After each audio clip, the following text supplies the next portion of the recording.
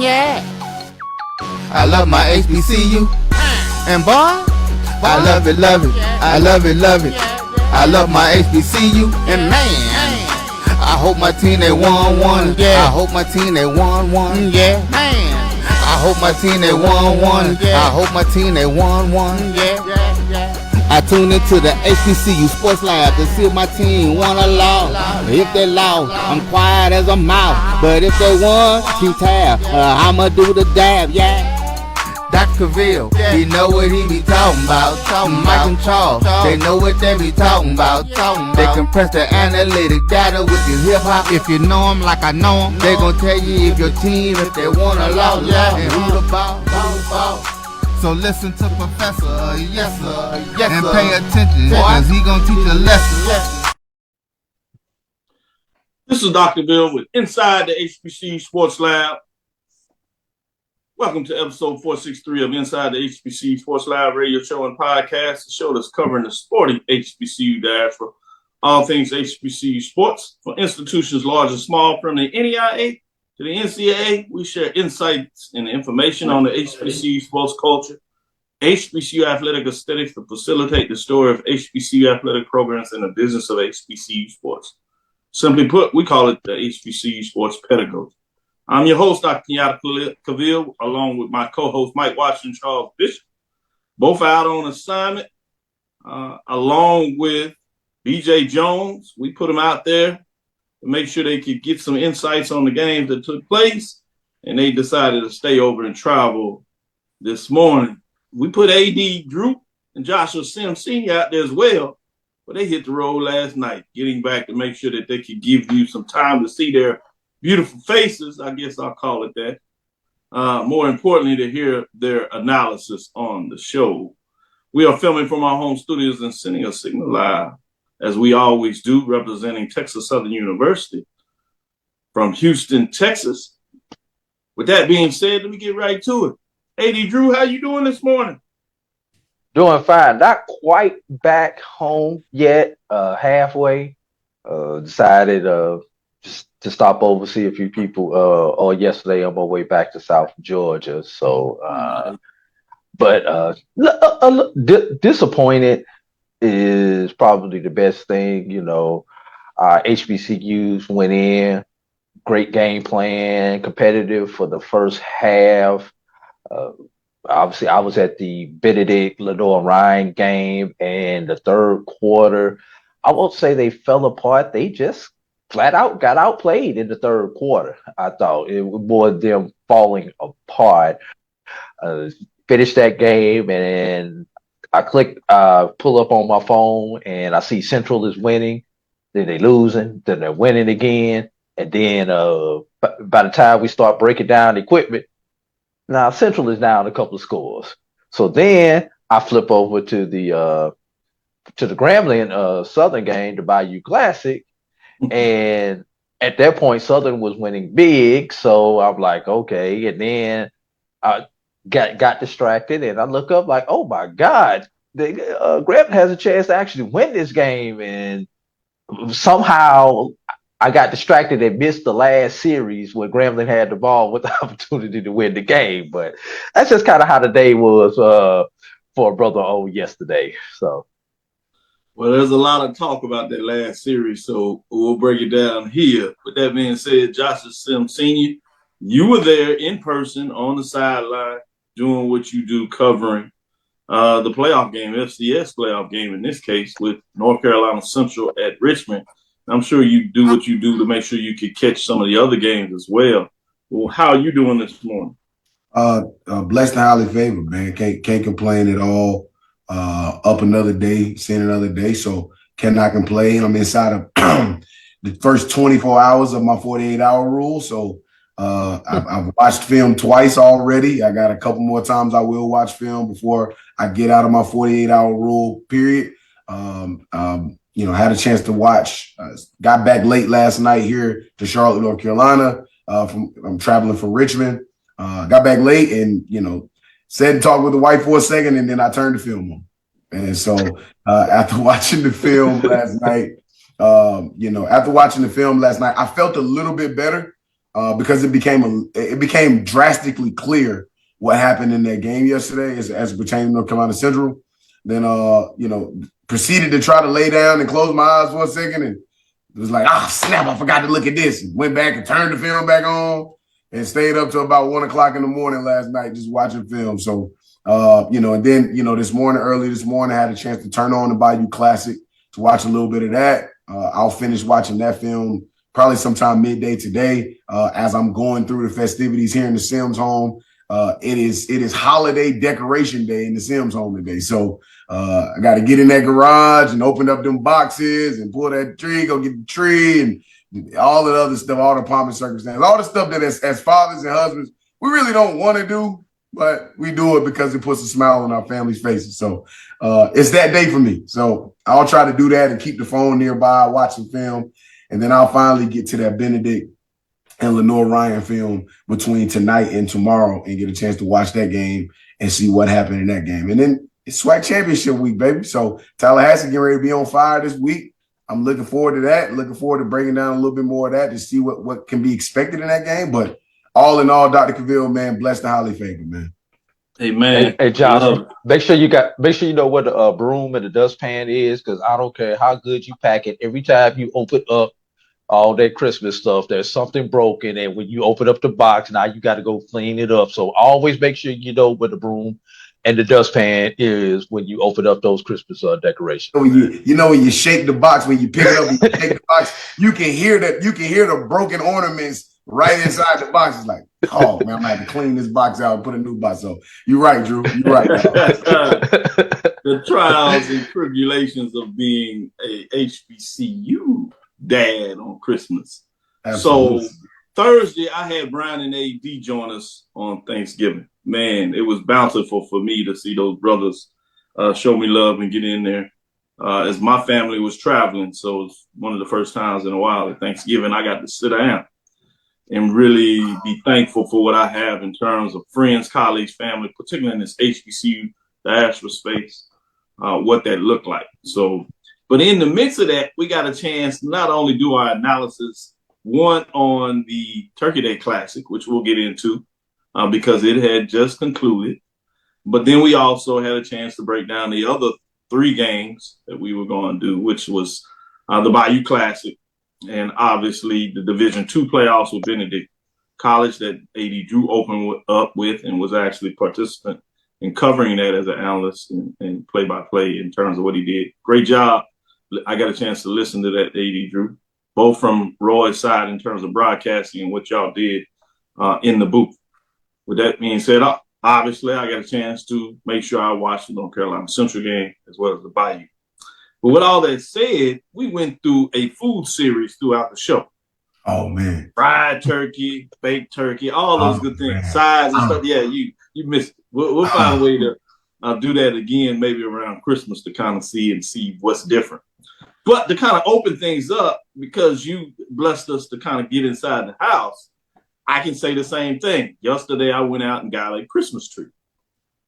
Brought it back. So today will be similar to us. But the first question, before we get into some good details about football, we always have a chance to keep it light, particularly when we just have a very small in terms of intimate crew in terms of this going to be breaking down these things. So it sounds like you go with an artificial tree versus a live tree or fresh tree, whatever you want to call it. I'm going to ask AD Drew that question, but just verify artificial versus live tree. Yeah, dog. We here in the Sims family house, man. We go with that artificial tree for 2 reasons, though, Doc. When my wife and I first got married, we made a valiant effort to do live trees. Nice. I promise you, it was like a thing. Like she was like, "No, I grew up on live trees. We got to go back there." I almost thought she wanted me to turn into Paul Bunyan and go back there and chop down a tree myself. Like, you know what I'm saying? So I'm like, all right, cool. Like we did the whole thing. Take the pickup truck out. You go and you get your tree. You put that thing. You strap it down.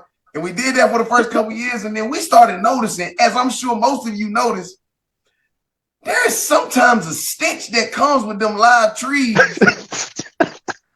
You know what I'm saying? That's around the Valentine's Day. You feel me? And so we just kind of was like, well, maybe we was going to the wrong place. Maybe we need to go somewhere else and get a tree. Some of these places might have a better smell to their trees than others. Man, we did it at the second year. It was like, oh, this is worse, man.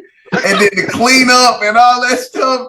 And so after that point, man, then, you got to have it in water. You got to sit it in water. The water, sometimes the bucket get a little messy. So my wife, we literally just said, hey, man, let's go artificial tree. The ornaments sometimes on the live tree, the ornaments might fall off late at night. You hear a crash in the house. You think somebody trying to break it. I mean, it's all types of stuff that led us to just say, you know what? Let's just go artificial tree. Let's try it for a while and see if we like it, and we've liked it. So that's really the reason why we artificial tree at this point. I love it. I love it when we humanize each other, particularly from our shows. With that being said, Drew, follow up, artificial. Yeah. Alive tree.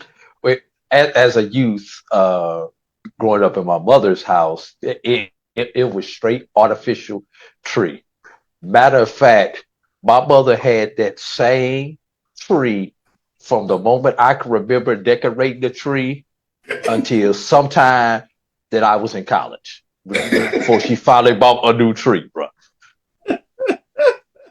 And I think that we still on tree number 2 in my mother's house. I haven't actually been in my mother's house over the Christmas holidays in a while, but yeah, I think she still has that second tree. So 2 trees that I know of in 51 years. We're gonna leave that right there. But I grew up parents separated when I was very young. My father remarried, and his wife, my stepmother, did not believe in artificial trees. You're talking about somebody who still made pancakes from flour and buttermilk, homemade biscuits from scratch. I hate to say it, when I wanted a home cooked meal when I was in college, breakfast. Oh, that was the house for breakfast. That's all I'm gonna say. A good old fashioned breakfast. But because of those values that she had growing up in Alabama, she wanted a real tree. And to this day, I think that she still does a real tree. I haven't been in either one of my parents' house during the holidays in a long time, obviously, because I've had my own family. And and Josh, you can attest to this. When you have smaller kids, it's hard doing Christmas in someone else's house. You want to be in your own house. Dr. Cavil, you can attest to this with Juice being still young in age. So Christmas, my house. Thanksgiving, I'll come to your house. Any other holiday, I'll come to your house. Christmas, we doing this in my house though. So, and I do artificial. Yeah, I have to agree with that. With that being said, before we take our first break, let's get in these updates. We don't have a lot of games that were on the top 7. With that being said, number 1, we did have that playoff game. In terms of 7, Tuskegee Golden Tigers, as you know, did not play. The Miles Golden Bears at 6 did not play. Johnson C. Smith, while they are in the Beach Bowl, they did not play this weekend. You have number 4, Virginia State Trojans did not play. And number 3, Fayetteville State Broncos did not play. And the Virginia Union Panthers also did not play. The singular game we had was the Benedict Tigers that lost to Lenoir-Rhyne 35-25. You really got into it interesting for the first half, and then things got away in the second half. We'll go in a deeper dive in the second half of the show. They record at the end of the season as they fall to 11-1, 8-0 overall. In terms of the top 7, I only had one team in the top 7. We did have a matchup that featured 9 and 10, which was the Bayou Classic, where Southern takes down Grambling 27-12, just so you know. But in terms of the top 7, 7 through 3 did not play. That's Jackson State Tigers, Alabama State at 6, Auckland State Braves at 5, Prairie View A&M Panthers at 4. They will pick up and get on the road for a SWAC championship game next week. You have the Howard Bison that are waiting and will be still practicing as they qualified as the MEAC entry into the Celebration Bowl as they punch their ticket. which means number 2, the North Carolina Central Eagles lost to Richmond Spiders 49-27. They fall to 9-3, 4-1. Tough when you talk about that matchup. Good for the first half. They fall. That's 2 losses in the last 3 games. But in incredible season when you put up 9 wins. Couldn't quite get to that 10th one. Boy, I know they would have loved to do that. But as Joshua Sims said, that has really stuck with me is about this senior class and what they got done. With that being said, the Florida A&M Rattlers, they did not play this week. Again, much like Prairie View, they won the Eastern Division. They clinched before November. That's kind of got away from us now. With that being said, they will be hosting in Tallahassee, Bragg Memorial Stadium, where they like to say they brag different. The Florida A&M Rattlers will host SWAC championship game, and we know the opponent, which is Prairie View A&M Panthers. They played early this year, but we'll see what the second matchup has in store. But that's next week talk. 10-1, 8-0 in terms of what the Rattlers do. With that being said, let's get into our first break. We'll come back on the other side, and we'll break down the playoff matchup between North Carolina Central and the Richmond Spiders. Stick with me right back after this break. If you think all pads are exactly the same, think again. This is Always Ultra Thins reinvented with the Always Triple Protection System. This pad wicks gushes 90% faster, absorbs even more so you can feel dry, and locks odors in. Rethink your pad for up to 100% leak-free and odor-free comfort with the totally reinvented Always Ultra Thins. This is always like never before. Are you hungry for authentic Caribbean food like jerk chicken, oxtail, red snapper, shrimp, tofu, and rasta pasta? Well, find your way over to Mango's Caribbean Restaurant, 180 Auburn Avenue, right next to Royal Peacock in downtown Atlanta. Them belly full, but we hungry. Mango's Caribbean Restaurant, open daily from 11 a.m. to 10 p.m. And on Friday and Saturday, we're open till 4 a.m. Come to Mango's and put some spice in your life. So we've got a good thing going. Mango's Caribbean Restaurant, 180 Auburn Avenue, right next to Royal Peacock in downtown Atlanta. For more info or directions, call 404-698-3992 or log on to mangoscaribbeanrestaurant.com. For instant coupons, text MANGOS to 313131. Tell your mama hungry, papa hungry, brother hungry. Mango's Caribbean Restaurant, authentic Caribbean cuisine. Open up the door, tell your mama hungry. Compress the analytic data with your hip hop. If you know them like I know them, they gon' tell you if your team, if they want to loud, and who the ball. So listen to Professor, yes sir, and pay attention, cause he gon' teach a lesson. This is Dr. Ville inside the HBCU Sports Lab with Mike Washington, Charles Bishop. As you see, my tag team partners are out. They're on the road traveling, getting back home. We wish everybody, including BJ Jones and all the others that may be traveling back home, safe travels. And for those that have family that are sitting on the road, we say safe travels to them, along with A.D. Drew, as he will do the second half of his trip. With that being said, let's get into this matchup. We got a chance to really break this down. It's the singular game we'll look at in this segment, which is North Carolina Central Eagles that fall to the Richmond Spiders 49-27. As we went into this, we talked about the Eagles being able to get the best of the Colonial with 3 wins this year. We talked about the Richmond Spiders being 1-2 against HBCU programs, but they got hot at the end of the year. They shared the Colonial Championship, known as the Coastal Athletic Association, or CAA. Now, Richard went 16-27, 262 yards, a touchdown in the air.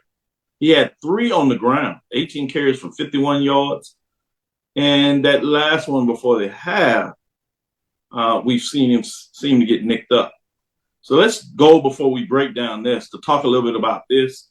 I know you may not be able to get into the specifics of the injury, but my question is for you, how do you believe the injury affected the Eagles, him particularly, and then the Eagles after that? He was able to get back in the game, so I do want to make sure that that is stated, which is obvious to everybody. But in terms of breaking down the film, watching it live, I had a little concern He came back and played relatively well, but it didn't seem quite like himself. So I wanted to get your perspective of how he was after he tweaked or created, at least a slight injury that he was able to get back in the game and play. Well, it was night and day. It was night and day. Truth be told, man, you look at what happened from a productivity standpoint after that point. And for those who are listening who don't know how complementary football, I talk about it all the time, complementary football. The offense has an effect on the defense has an effect on the offense. They both have an effect on special teams, and special teams has an effect on all of them. That's complementary football.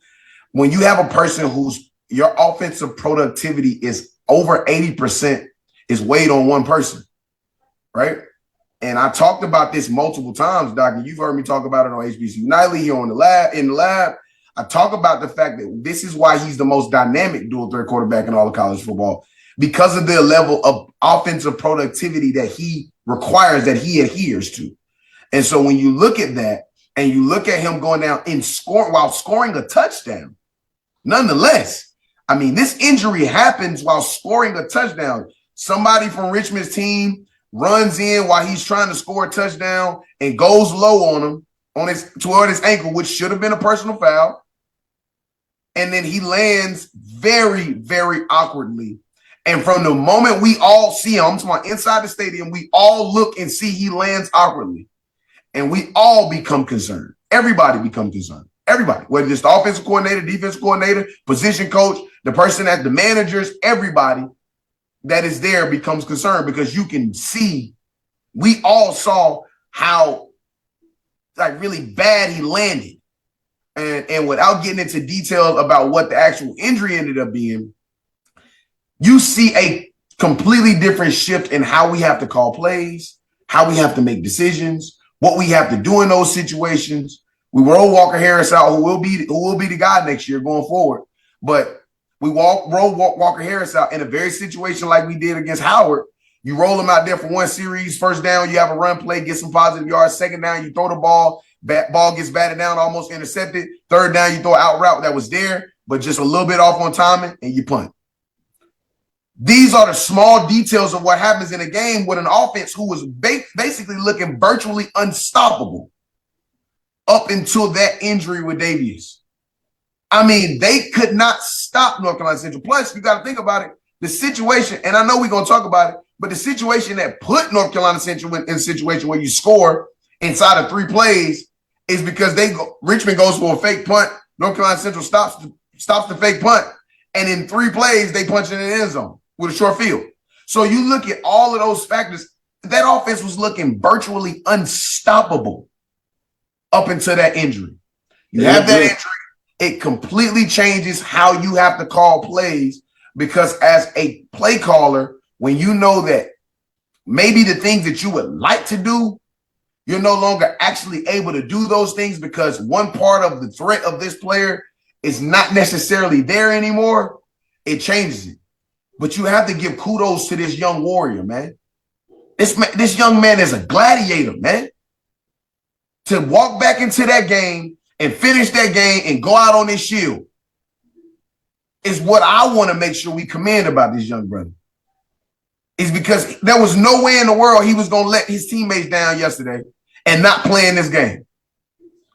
And so when you look at the overall semblance of the game and how it affects, you come out the second half, still banged up, have a 3 and out. I mean, it totally drastically changed the trajectory of this game. That injury does not happen, which was a preventable injury. He was walking into the end zone. One of the Richmond players goes low. For those of y'all who don't have the chance, go watch Raekwon Smith. If you have it on Twitter, go to Raekwon Smith's Twitter, and you'll see the footage live and in living color from the front part of the end zone. And you'll see he's going into the end zone, walking into the end zone, and one of the Richmond players goes low at his ankles. He lands awkwardly, and the entire game changes from that point going forward. Before I go to you, AD Drew, to get your analysis, and like I said, we'll go back and forth. We got a little time to get into this matchup, specific plays. You talk about Walker, and this is not an indictment on him because he didn't get the full snaps during the week, which is a total different quarterback as we saw what he was able to do against Mississippi Valley earlier this year. when he got the lion's share of the snaps in terms of that week due to a slight injury in regards to Richard at that time. But when he came in the quick 3 and out, it was fortunate that he didn't get a touchdown. They could have been a pick 6. But they end up getting the ball back in enough time to score before the half. Crucial defense. Couldn't quite get off the field. The 4th down snap would have been too far, I think, for them to even kick a field goal. They probably would have tried it. So that was there. And then they scored on the 3rd down and go essentially to take to go in 1 score down, which gave them some momentum in terms of what that looks like. I thought that was a huge series because if you don't have the injury, Rich is in there. Well, they may not have scored, but it's hard to think that they would have went 3 and out, which means you're taking that time off the clock, which is a whole different game when you go in up 2 scores, a fully healthy quarterback. So it's fascinating when you get into the X's O's and watch films about a game. And sometimes if you just look at the box score, you see one thing. And that's not to say that you can't glean some stuff from the box scores. But it is necessary when we get a chance to break down and talk to those that support us in terms of watching the show, fans, or those that are just in football that may not have, for whatever reason, the chance to see it. And all they were doing was supporting and watching the score, and things didn't go right. So with that being said, it's fascinating when you see that kind of stuff. Let me go to you, Drew, before I come back to Joshua and get some follow-up with that. In terms of the totality of the game, was 506 in terms of total yards, 330. That's one reason I like to be at the game, because I would have been able to get the halftime stats, which gives you a framework of the 2 halves, which, unless you can get the total stats, you don't necessarily get the halftime stats. With that being said, AD Drew, what were your thoughts in terms of the game? As you said, there were different parts where you got to get in there and see different things. What were you seeing as you watched the game? Well, obviously, I did not actually get a chance to start viewing the game until the second half, and haven't had a chance to watch the game in its totality yet. So Josh on here telling me that Richard got hurt in the first half now explains what I saw in the second half and why I saw it. Picking the game up in the 3rd quarter, I was unaware of the early injury to Richard. Now, but I do have a question, and I don't want to do this game a disservice, because I have not really watched this game, studied this game, and have done no more than look at a box score and the play-by-play that's available online. So, Josh, I have to ask you this, especially as a former football player. Obviously, we know the warrior that Richard is, wanted to get back out there and play.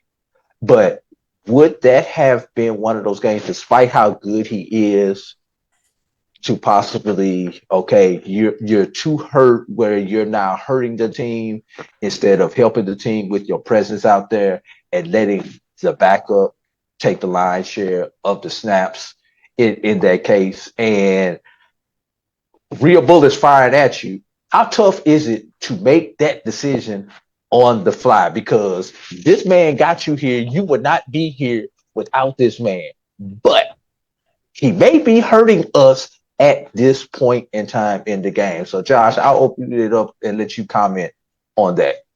Yeah, Drew, man, that's a hell of a question, man. Yeah. And I ain't even gonna lie to you. That is literally as I was assessing the film, and for those of y'all, I say this all the time. I watch film and watch the game as if I'm still on the sidelines coaching. Right? It's not even a passion for me as much as it is. It almost feels like a natural component of like the human being that I am. And I see things when I watch film and when I'm watching the game in real time. I see things that is sometimes it's almost like a sixth sense for me. I can see it happening in real time. And then a lot of times before it happens, I'm able to see it exactly. And then after seeing it happen in real time, I'm able to literally, my brain automatically goes back to what I saw in real time when I watched the film. And and one of the only things I can always do when I sit down and watch the film is go, oh. And I want to make sure I preface this statement because I love this program and I love that young man, and I'm going to obviously continue to support him, this program, and everything. And because I've been in them moments before, both as a player and a coach, I know how difficult it is to make this decision in that moment.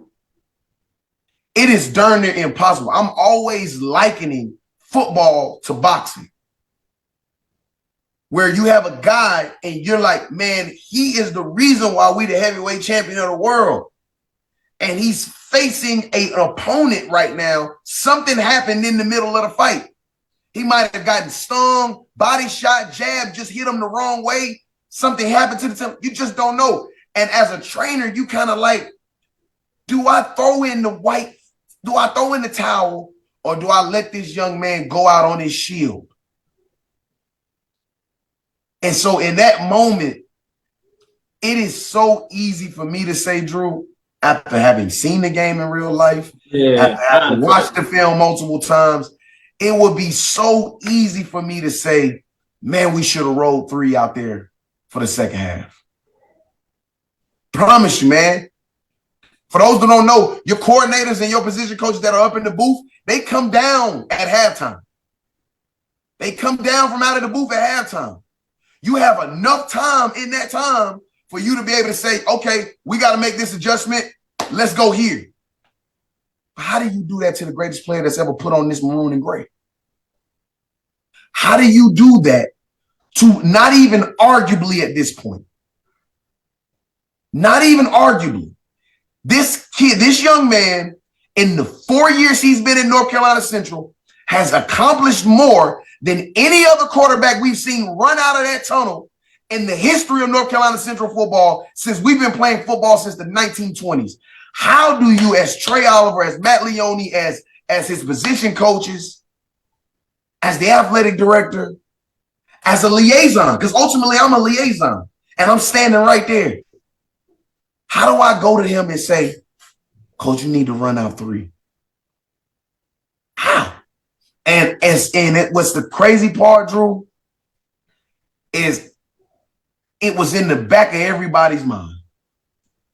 It was in the back of every person's mind, whether they articulated it or said it or anything. It was in the back of everybody. He had accomplished enough in that first half for us to not even have to have no conversations. Yeah. Maybe Walker can manage the game, the rest of the game, and we end up now we having a conversation today about what I know about Walker Harris is HBCU world, you're going to have a problem these next 2 years. I walked up to that young man last night before we walked off the stadium, and in imaginary, I handed him the keys to the Ferrari. And I told Walker yesterday and gave him a hug, and I said, you have the keys to the Ferrari. You bring it back with a full tank of gas, vacuumed out, with no blemishes, no scratches on this vehicle. You are in control of this Ferrari now. And he understood the assignment. Nice. What was yesterday the time for us to give him a test drive on the Ferrari?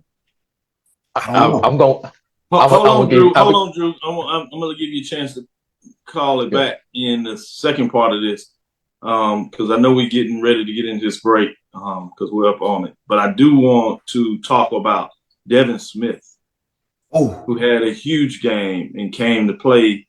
And so as we analyze some of the other stuff, I think it's fair, but I do want to highlight Devin Smith. 6 receptions for 202 yards and a touchdown. A big play that got him on the board in terms of that tip pass and then run for a touchdown. Beautiful play in that. But he played well all that game. So talk a little bit about Devin Smith, what makes him special, and the excitement you've seen with him having one of his better games in the playoffs. Like, I've known this kid since he was 11 years old. I met this young man when he was in the 6th grade. He was 11, getting ready to turn 12. So I've known this young man his darn near more than half of his life. And this is the type of young man he is. And I'm going to keep it real. He really had 2 touchdowns yesterday. He broke one all the way, half his body in the end zone. Ref say he short at the half-yard mark. I looked at the replay, and it was clear that he got in. I was frustrated. I say, here we go with these kind of calls. It's crazy, man. It was crazy. But that was, I expected him to step up in moments like that. And that was a sweet play when he cut across there and got that catch, did the move and fought, and then got, as we see it, got into the end zone. They marked that. Got goals. But he's that type of young man. I expect that. And he's back. That entire receiving core is back next year, led by Devin Smith, who was first team all MEAC this year. They all back next year with a pocket. Last question I have for you. I know you had to get to your family, and we promised we'd get you there. Drew and I will take it from there, and then I'll allow Drew to really get in his comments because I know he wants to provide a framework that was different there.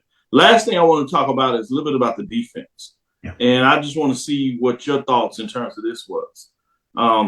As I've started to notice that this is a talent defense. They play in a different style. They're a little lean in terms of what they're on the front.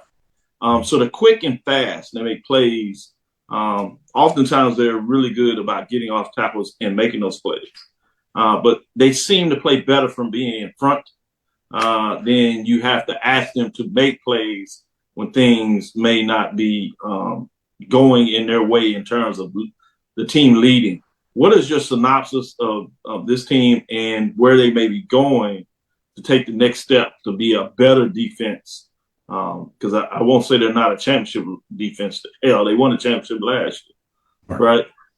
They were. We don't do co-championships in the MEAC, but they had the same record as Howard. They lost that matchup. So you have same records in terms of a championship level defense in the conference this year. Made it to the playoffs. What are your thoughts on that? Man, I mean, everybody knows this. Well, I gotta stop saying that everybody knows this. I think we know this. The contingent of people who understand this game of football is there's such thing in football, specifically on the defensive side, called attrition. There's a finite number, and I talked about this before. There's a finite number of plays or series that a defense can be able to play and acquiesce at before. Like, it doesn't matter. The offense is just going to be a little bit too overwhelming on that. For some defenses, it's opposite attrition, right? Like, they start off so slow that they never put themselves in a position to be able to get to that point of like finite attrition.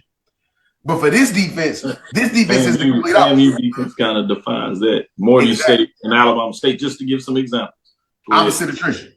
So for us, for North Carolina Central, this defense normally always comes out fast and strong. And that's because in most situations, our offense is clicking. Outside of the Campbell game and the UCLA game, offense is always clicking to get going, you know. And so we are in a lot of situations we're ahead. And it is as a defensive-minded coach or a defensive coordinator or defense in general, it is easier to make play calls and really pin your ears back, situational defensive play calls. It is much easier to do it like that. And then field position obviously plays a role into that as well.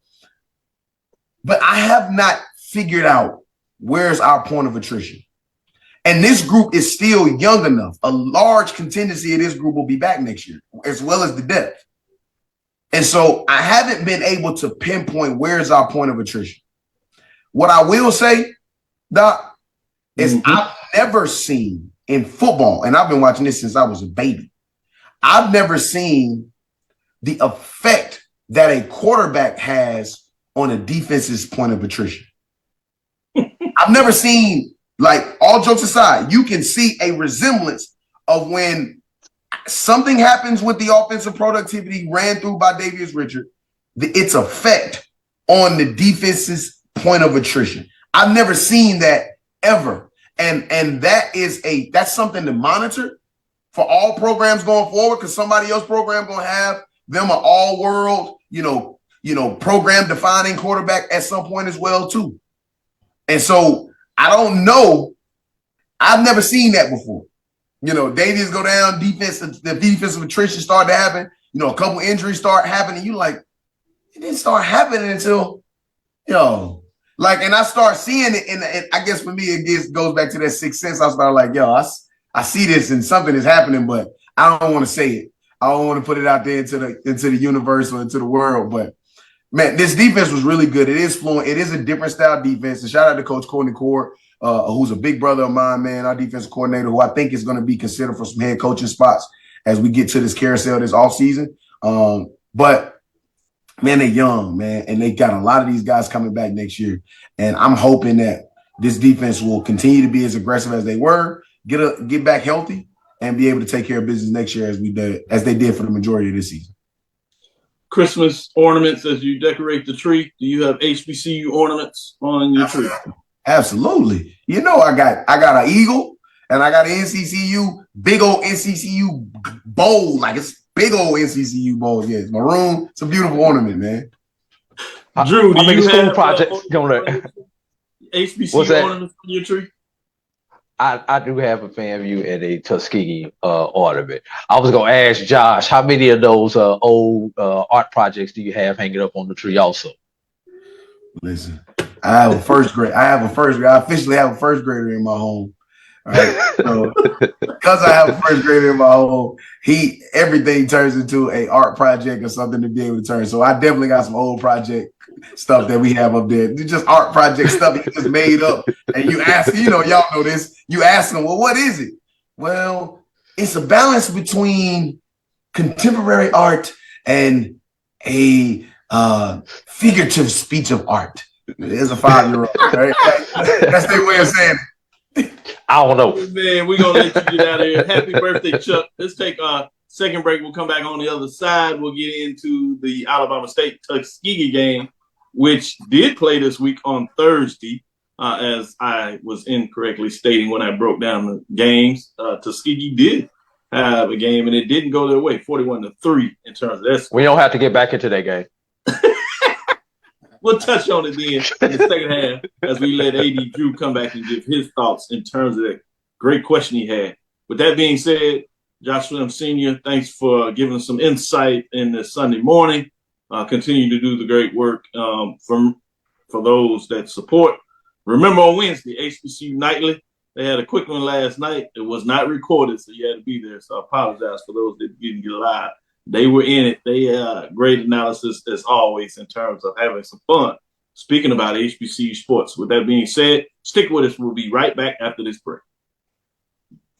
As technology continues to bring changes to the world of education, it's time we also reimagine teacher professional development. Gone are the days of one-size-fits-all learning that can only be accessed at a specific time and place.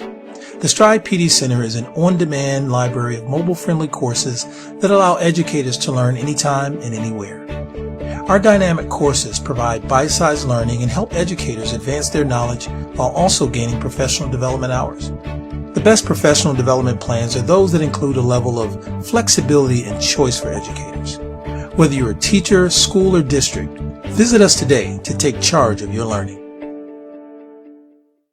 The Cuvée Group is a Florida-based marketing and training consulting firm. We help businesses communicate to their target audience and engage them in conversation. We also help to expand their audiences, which will ultimately result in growth for those organizations. In addition to being a certified constant contact specialist, my colleagues and I are also certified in John Maxwell Leadership Principles. We use these proven principles to conduct workshops, training, and private coaching sessions for individuals and companies looking to take things to the next level. Contact us to schedule a free consultation. Issues today, don't delay, call Cuvée. You're looking for the latest information on Southern University sports, the Southwestern Athletic Conference, and HBCU athletics. There's only one place to go. Tune in to the Carlos Brown Show, exclusively on the Black College Sports Network. It's never too early to plant the seed, to share the tradition, and instill a sense of pride in your HBCU with your little ones. HBCU Pride and Joy Children's Boutique helps you share your school spirit with a wide selection of adorable kids apparel and accessories officially licensed from your favorite HBCU. Visit hbcupridejoy.com and follow us on all social media at HBCU Pride Joy on Facebook and Twitter. You see, Head & Shoulders has scalp shield technology, protects against flakes even between washes. It's never not working. Kind of like us. We're never not working. Number 15? That's my rub. Ooh, nice. Never not working. Never, ever, never, ever not working. Welcome everybody to Juneau, Alaska. I don't like this one. Me neither. Let's get out of here. Dandruff protection that's never not working. Head & Shoulders scalp shield technology. Compress the analytic data with your hip-hop. If you know them like I know them, they gon' tell you if your team, if they want a lot, and who the ball. So listen to Professor, yes sir, and pay attention, cause he gon' teach a lesson. This is Dr. Cavil with Inside the HBCU Sports Lab, and yeah, it's that time. I see you made the appropriate change. I was wondering what you were waiting on. And we will touch on that a little bit, but we'll say most of this good talk between the Prairie View A&M Panthers and the Florida A&M Rattlers for the SWAC Championship Game 2023, to be exact, to see who clicks the ticket for Atlanta and the Cricket Wireless Celebration Bowl 2023, for that matter. But that being said, I know you wanted to provide an insight of how tough that call is in different ways of an example of where it came out, where you made the call and it works out, and it works out big. Yeah. Well, first of all, if we don't have a 3 and out by Central, in that once the quarterback switch was made with Walker with a almost pick 6 thrown during that process, I think the mindset of the coaches changed. You know, I've been in that situation as a coach, and you know, like I said, this man got you here, but sometimes it's clear that the person who got you there may be hurting you because of a physical limitation that is not their fault at that point in time. And I think back to about 4 years ago, Dr. Cavil, when you had, and we don't like to talk about non-HBCU football here on this show, but I need to use it to bring out this analogy. And a coach, love him or hate him, Nick Saban, and University of Alabama, Jalen Hurts had led the University of Alabama to a national championship, a la Davius Richard. But in the SEC championship game, you know, things were not going right for the University of Alabama, and they were trailing at the half. So what happens? We go from number 2 to number 13, taking over for the University of Alabama, a.k.a. Tua Tagovailoa. And Roy, our producer, loves this because we've seen how he's done as he's gone on to professionals, but he goes and then he wins the national championship the next year with Jalen Hurts as the backup, and then they go on again. And those two, for the next couple of years, for their final year, Hurts becomes Tua's backup. And obviously, we know Hurts left eventually with the program and went on to the University of Oklahoma, and we've seen the success that both of these guys have had on the professional level. But that change can be made with success because the coaches know what they have in a backup, and it's not like this is the first time Walker Harris had ever been out on the field, because he did have a start earlier this year, and he has played a lot. Although mop-up duty and garbage time is a little bit different than a playoff game, but you know, Walker Harris has some type of history, and maybe he just needed a moment to just get loose and get the blood flowing. So I just wanted to throw that out there for people to contemplate. And it's easy on Sunday morning to sit back and say could have, would have, should have, as armchair quarterbacks that we all are on Sunday mornings. Good point. Great points when you talk about that. I also wanted to talk a little bit about this, because we'll give a little touch on the Alabama State Golden Tigers, but we did break that down really well in terms of Thursday. So you can go back and check out the Thursday show if you want to get that breakdown. But I'll give you a chance to give any final thoughts. Before we do that, I know people are concerned with HBCU programs losing into playoffs, whether it's Division II, FCS, Division I, and certainly understand that angst. But I always say some of it's about the numbers in regards to that. There were 8 other playoff games, or 7 other playoff games, 8 total, I should say, at the Division II level for that matter, and certainly FCS. And there were 4 teams that lost. Of those 4 teams that lost, 3 of them were historic white college universities. It's not the same. It's not the same. It's not the same microscope. It's not the same microcosm as our HBCUs are. I'm saying exactly. We focus on HBCUs, but sometimes it's a number game. Just pure point I'm making is that there were 3 other teams that lost. They happen to be HWCUs. Now they played other HBCUs. So there's going to be one that wins and one that loses. So if you had as many HBCUs in the playoffs, the percentage changes just because of the pure attrition numbers. You don't have as many HBCUs. You have 21 HBCUs that play football at the FCS Division I level. You know how many FCS programs are out there? 128 total. 128. Exactly. So you're talking about a percentage of the percentage.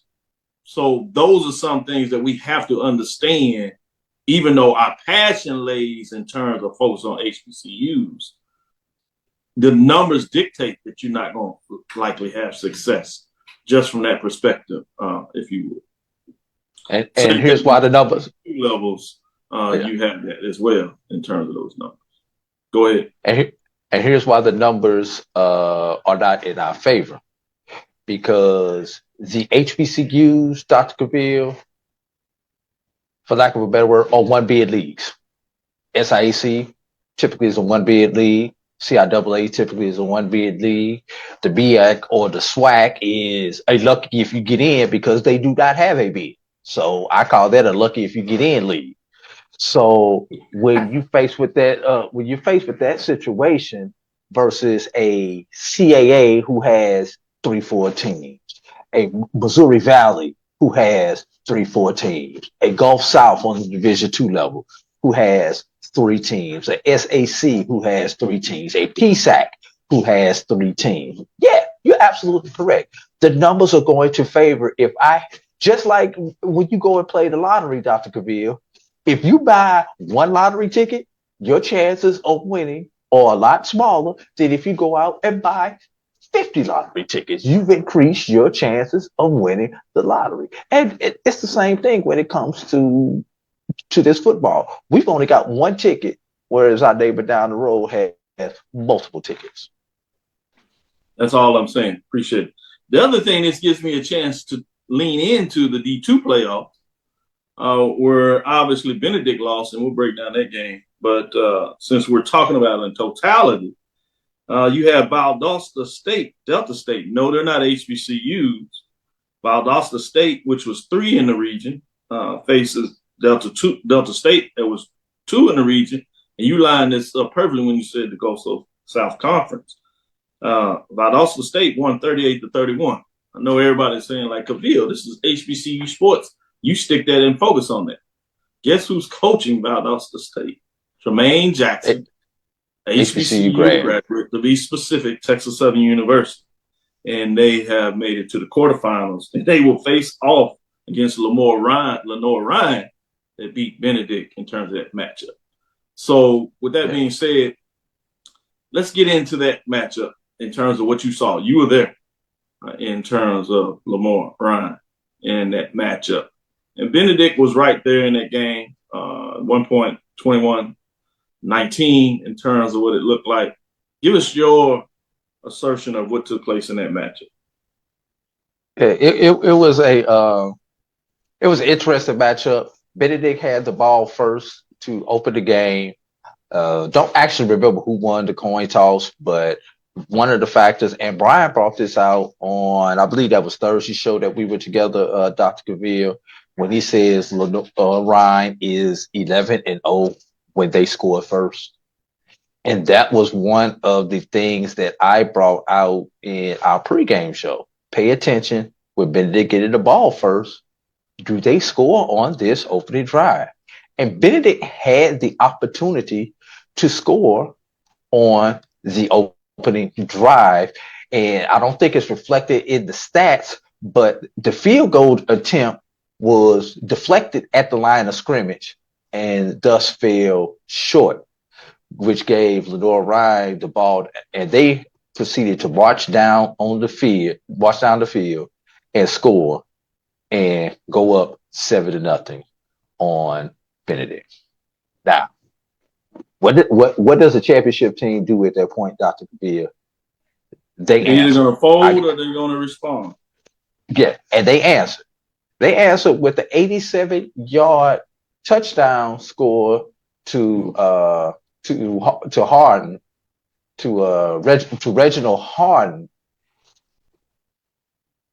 Lenoir-Rhyne sold out. Blitz sent 8 men, cover 0. Harden made them pay. 87 yards later, he hits pay dirt to bring the score to 7-6. But, and as we pull the highlights up, but what happened on the next play, the one that everyone assumes is going to happen, the PAT, Dr. Cavil, bad snap on the PAT. And instead of going 5 drill, they actually still tried to kick the ball. The ball is blocked, yada, yada, yada. At that point, you should have just got up 5 drill, just get what you can at that point. So now Benedict is in the position of chasing points. Important on how the game turned because they are chasing points. Benedict happened to go up again. Let's see, who scored next? I got to go back and look at it. I'll break it down. I was going to do that in terms of the box score. After the first quarter, Benedict leads 12-7. All right, so Benedict did score next. Let me stop you right there before you keep going. The thing was, at that point, when they scored that second touchdown, I asked the question, do you go for the 2 now? Or do you wait until later to go for the 2? That question was answered. Benedict went for the 2 at that point and did not get the 2 points. So now they are really chasing points at that point in time in the game. Continue on, Dr. Cavil. Great point. Second quarter, it was 7-7. So you go in the half, Benedict leading 19-14. Third quarter is where it gets away a bit, where Lenoir-Rhyne puts up 14 and Benedict is not able to answer with any points, 14-0. And then in the fourth quarter, you have a 7-6 score. So the ultimate final score, as everybody knows, is Lenoir-Rhyne 35, Benedict 25. Correct. And once again, Benedict failed not 1, not 2, but 3 PAT opportunities, Dr. Cavil.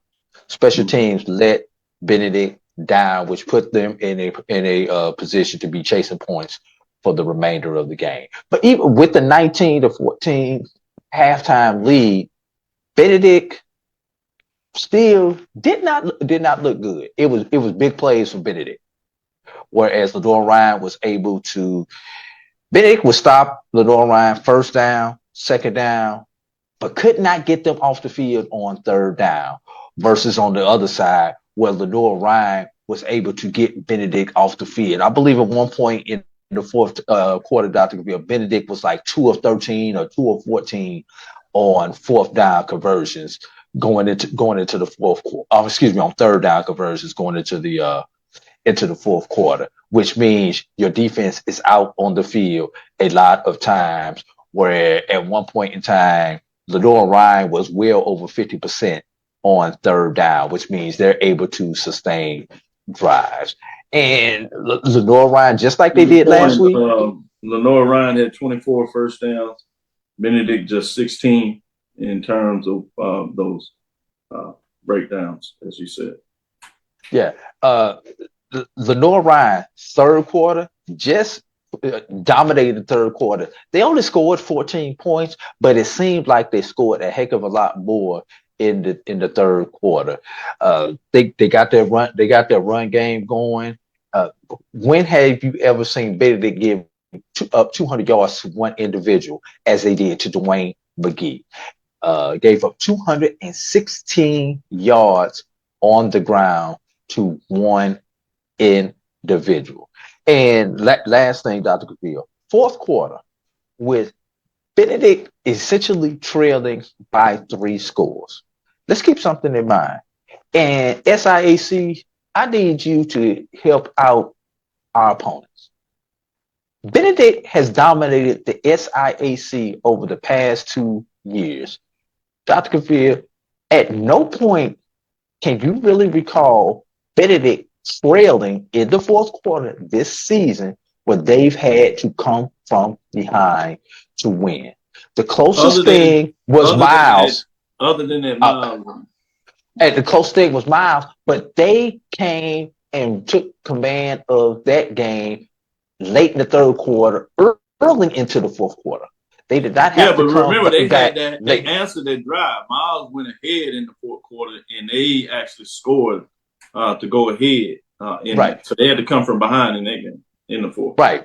But I guess my point is that was early in the fourth quarter where they were able to get the lead and then cruise to victory, not having to come behind in the last 4 to 5 minutes of the fourth quarter and get a quote unquote game winning drive. So you saw a very uncomfortable Benedict offense in those last couple of possessions taking much time because they had not had those live bullets playing under that type of pressure, trying to get not 1, but 2 scores. And they were, honestly, Dr. Cavil, they were moving the ball like they had the lead, getting one of those 3 scores that they needed at that point in time in the game, Dr. Cavil.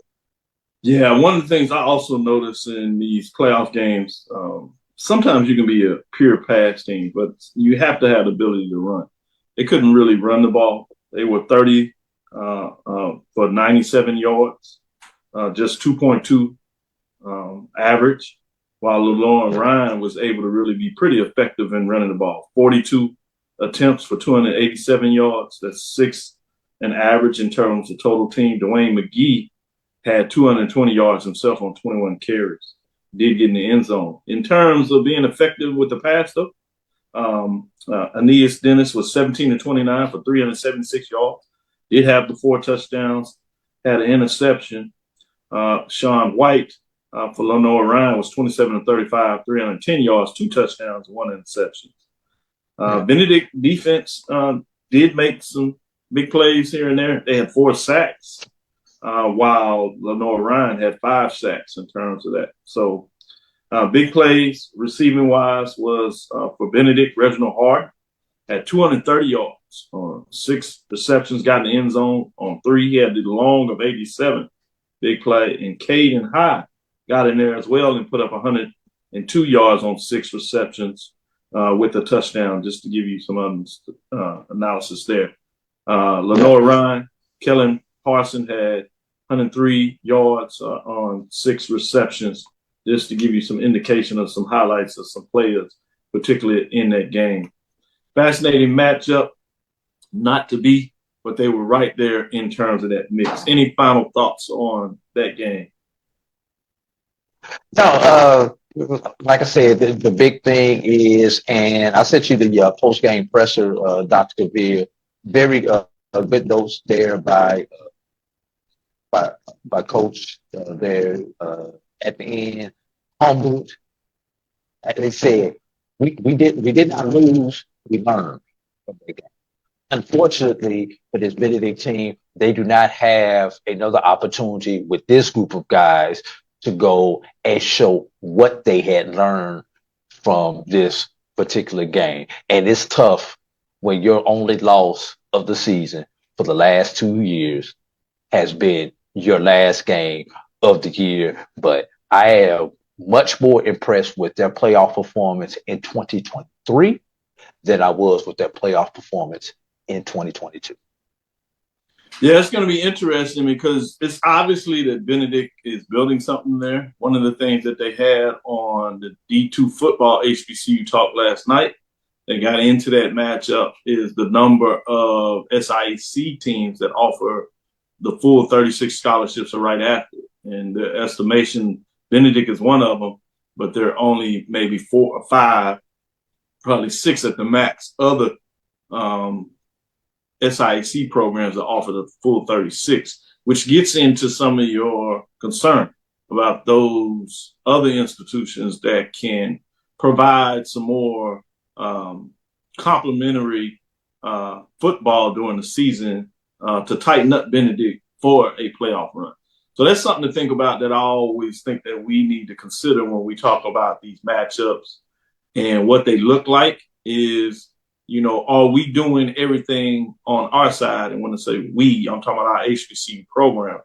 Or are they putting the coaches and the players in the best position in terms of being able to offer the full allotment for the competitiveness of your program?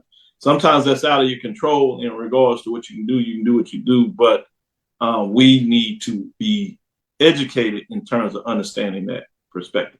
With that, let's get into our last break. We'll come back on the other side, give our final analysis of the Bayou Classic, and then we'll call it a show. Stick with us after this next break, last break.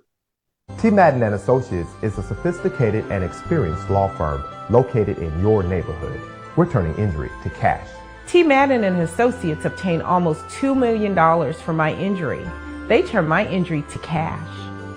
Now, we can't guarantee how much your injury is worth, but we've recovered millions for our clients.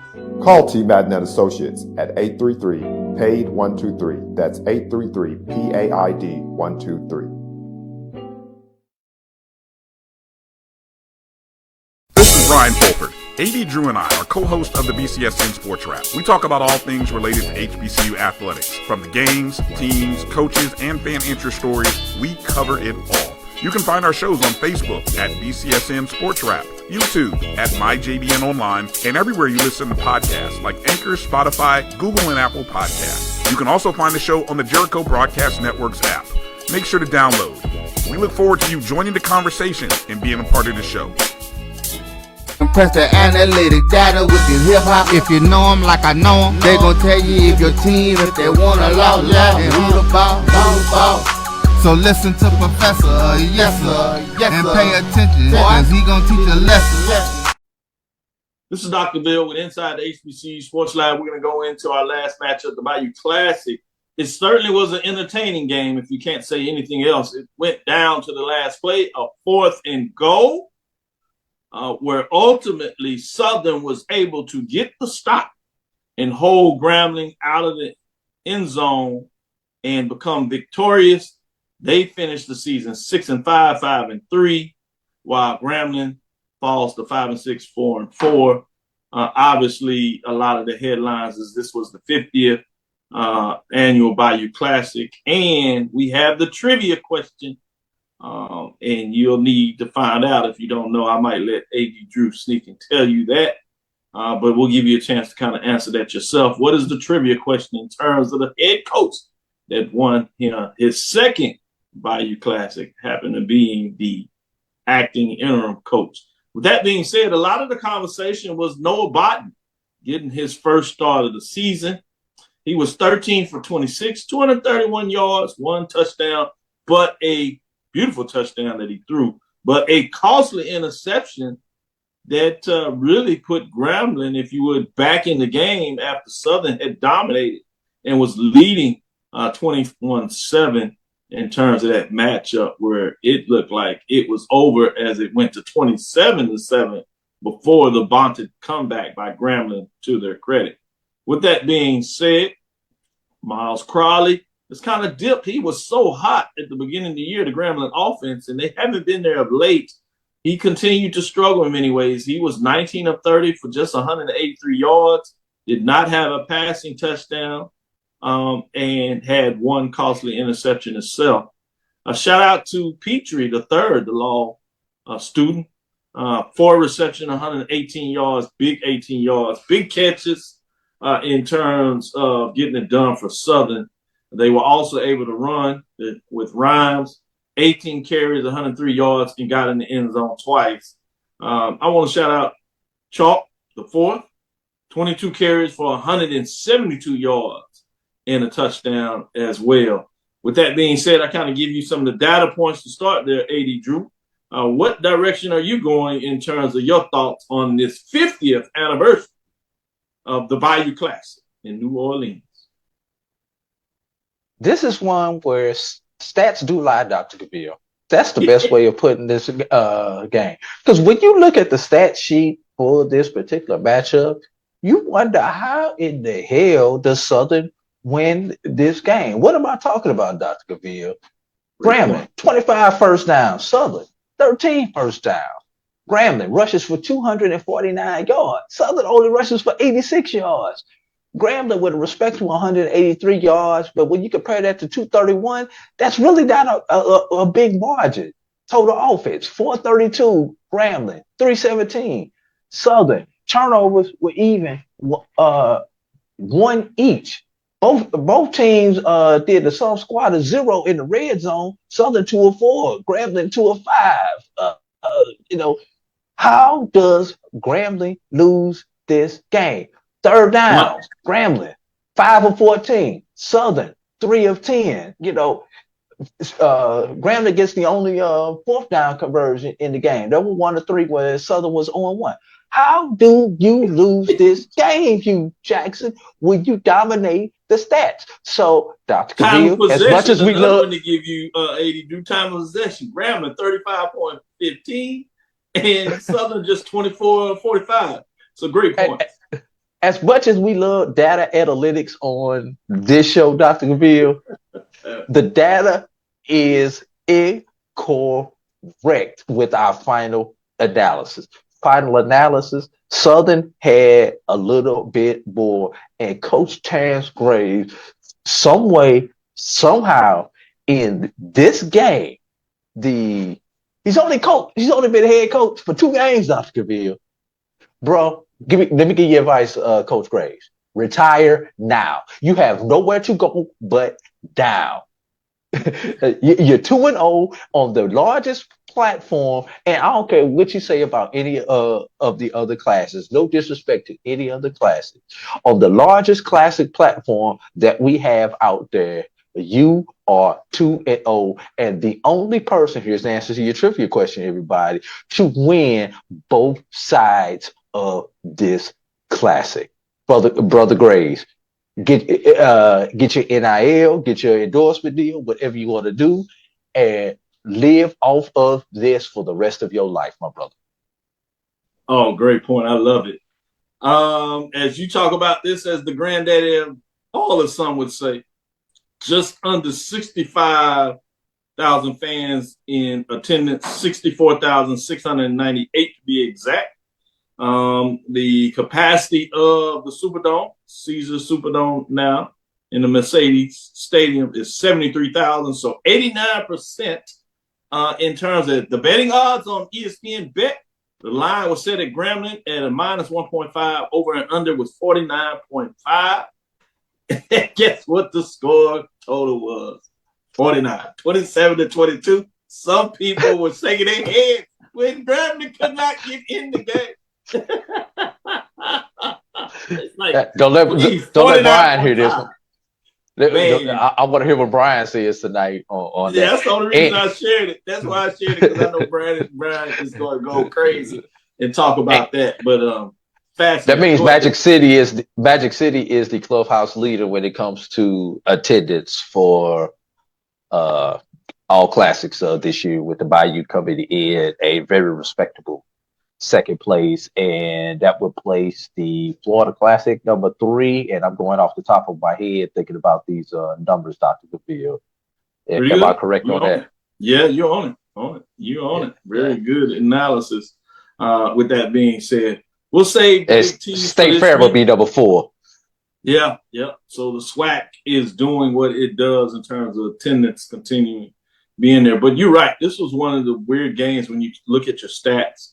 Grambling was able to go up and down the field, but were not effective in terms of scoring. Obviously, if you don't take out the interception, it becomes even worse. They got a 2-point conversion in that game when the punter for Southern had a low snap and went down to pick the ball to make sure it doesn't go on the ground. And in doing that, inadvertently, his knee hits the ground while he's holding the ball. He is in the end zone, so that is certainly a safety. A safety. They called it and it was correct. Grambling was not able to do anything when they punted the ball off to him with the short field, though, after that. And so that was fascinating. Again, Noah Botten was interesting in terms of everybody seen him. You can kind of see his ups and downs. Part of that is not playing much. But a lot of people wanted to see what he could do. And that was fascinating because a lot of people argue that he should have been playing more during the season. I guess you could still argue that, but he certainly was unable to make a big statement in that matchup. Any final thoughts for you in terms of this weekend as we have a week to get into the SWAC championship game? It should be intriguing. No, Dr. Cavil, I need my box of tissues because this is always a sad time after Turkey Day, Bayou Classic, because for everyone, traditionally it's been 3 teams in the past, but now we've got 5 teams that are left.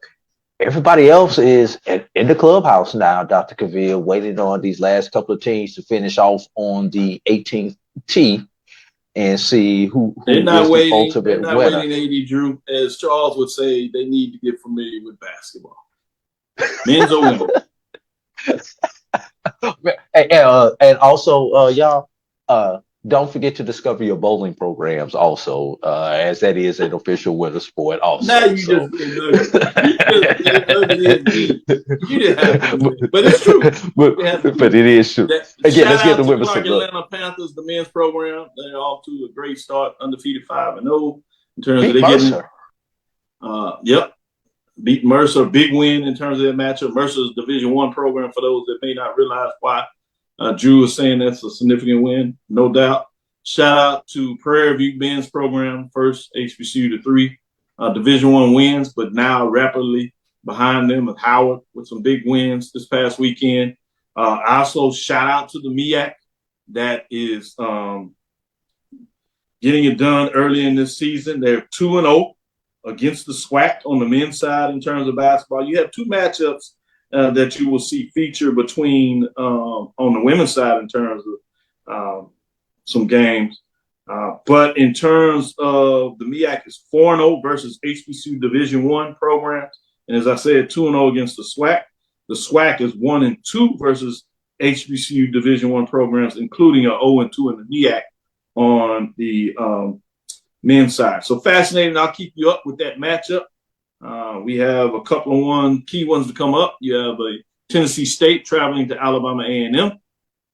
The other thing is I'm intriguing to see which HBCU athletic director out there will create their own classic or tournament or event around basketball, whether it's men's and women's. I see a lot of these one-bid leagues creating their own 6-team or 4-team event around Thanksgiving week and having teams come in. A couple of HBCUs played in those events and carried themselves relatively well. Be interesting to see is there an HBCU out there in terms of athletic director or men's and women's basketball coach that will take the mantle come the first HBCU program to do their own on their campus. I'll be looking forward to see what that looks like. And those of y'all who need some help, I do work for a small fee. I can help you get that arranged for you as a basketball consultant. No doubt about it. Great one to do it. I'll be available to help Drew in terms of his capacity. We'll team up if you want our expertise. Just to close it out, Chivalry's not dead on the women's side, women's basketball. The MEAC is 1-0 versus HBCUs. They had not had a SWAC matchup. And as thus the SWAC side is there's one SWAC MEAC matchup and there'll be one SWAC HBCU Division I independent matchup. So we'll look forward as those come. With that being said, let's get out of here and allow you to have the rest of your weekend as you prepare and prep for a show tonight. Brian and AD will get it done and give you your index of what took place this Thanksgiving weekend, and then they will also get you ready for the week to come when all eyes turn to the SWAC championship game. Final point that you wanted to share there, Drew? Yeah, speaking of the SWAC championship game, I saw a tweet that really disturbed me this week, Dr. Cavil, which just shows you why you ought to stay off of X or the Twitter machine, as I like to call it. And somebody took a shot at my beloved institution because of something that's good. The tickets for the SWAC championship game are already sold out. That's a good thing, Dr. Cavil. Correct me if I'm wrong. Yeah, I think they're sold out in some capacity, but I just want to get this out there so we're accurate totally. Somebody asked Tiffany Sykes, were they totally sold out? And she said no. That would be a good thing if they're sold out. You're right in terms of the capacity. And as you said, there are negative people in the troll world out there. Yeah. But as you first allude to, some of that you just got to shake off the haters. But I did want to get that fact there. Yeah, I know there's still some designated for the Prairie View fans that are still available, but some of the ones to the general public, especially non-season ticket holders, most of those have been gobbled up already. And someone put on there, why not move the game over to Doak Campbell Stadium? Right. And I almost threw my phone across the room when I read that. Let's think about this. Yeah, that's crazy. You're taking an event on a historically Black college or university campus, and you want to move it to a non-HBCU campus that you will have to rent, where you will not get your parking revenue, where you will not get concessions revenue, where you will probably not get 100% of the suites. They're going to tax you. They're going to tax you on the suites and all the ancillaries that go along with putting on this event, just to possibly get another maybe 5,000 people into a stadium, Dr. Cavil, maybe 10,000 people, and because it's Tallahassee and it's convenient because there is a FCS program literally across the railroad tracks. The stadiums are about 4 or 5 miles apart from each other. Yeah, in Tallahassee, in Fairviews, it is convenient that there's a stadium over there, but trust me, we're not welcome over at that stadium. Not in this capacity. We didn't hear that when the championship game was at Alcorn, did we? Very similar capacities. Correct. Very similar capacities. Fairview is slightly larger than Alcorn's capacity. Obviously, Jackson State is a unicorn in this equation, having the largest, one of the largest stadiums in FCS football. But why y'all want to take it away from us just because we happen to have a stadium on the other side of town? I guess if Prairie View hosts one year, Dr. Cavil, they gonna ask y'all to move the game to the NRG Stadium or something like that, Dr. Cavil. I'm sure they have some person that's out there that will do that, but I'd be the first one to be like, no, you're crazy, don't do it, doesn't make sense. And at the end of the day, you have to chalk it up for those that are ignorant. And I don't mean ignorant in terms of ignorant people, but ignorant of business sense. It does not make dollars. And if it does not make dollars, it does not make sense. Yes. Thank you for listening to the Inside the HBCU Sports Lab. Make sure you share our podcast with your friends and colleagues. I am Dr. Kenyatta Cavil, the Dean of HBCU Sports, coming from inside the lab in the College of HBCU Sports with Mike Watson, Charles Bishop. Check out BJ Jones, curator of HBCU Weekly, Joshua Sims Sr., curator of HBCU Nightly. Obviously, a great show by Carlos Brown yesterday. On Saturdays, you can check them out. On Wednesday, you have the ONG Strike Zone. I know they will be getting down in terms of the SWAC championship game. They went back in a little bit in history as they talked about the early years of those that set up some of these blog spheres out there, whether it's the MEAC fans, SWAC fans that better known as HBCUsports.com now. and the fifth quarter in terms of those websites. Great interview, so want to shout them out for that. And then tonight, again, reminder, check out Brian and AD on SportsWrap so they get it done. We look forward to next week as we discuss the latest news in the lab. You know, you can catch us every Tuesday and Thursday at 6 o'clock p.m. Central Standard Time, 9 o'clock on Sunday. We'll talk about what that looks like as we will be traveling down there to make sure we can give you some insights about that. So keep eyes on us. We'll see what we can do down there all weekend, including whether we'll be able to have a show on Sunday as we will be preparing to travel back Sunday morning. We look forward to next week as we discuss the latest news in the lab. Follow me, Dr. Kenyatta Cavil, on Twitter, Facebook, and Instagram. That's DrKenyattaCavil. Shout out to all the lab listeners. Appreciate the support. Inside the HBCU Sports Lab 1 on Twitter, Facebook, and Instagram. It's Inside the HBCU Sports Lab on YouTube. Dream big. Continue to move forward. We will talk with you soon. AD Drew. Of course. Roy. Lecture. Dismiss. Travel light.